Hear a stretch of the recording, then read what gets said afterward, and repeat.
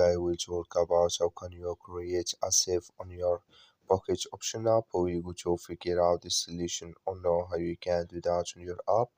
So you just follow these ways, then it's going to work with you. So all you have to do, so you just go here, you go above your photo profile, click on it. So when you click on it, it's going to take you to this list. It's going to show for you like this. Then you click here on free announce, you just click on it. So then it's going to take you to this list here. Then all you have to do now, just click here on my save. When you click on it, it's going to take you to next step here. So then you go down and here can you choose a save type.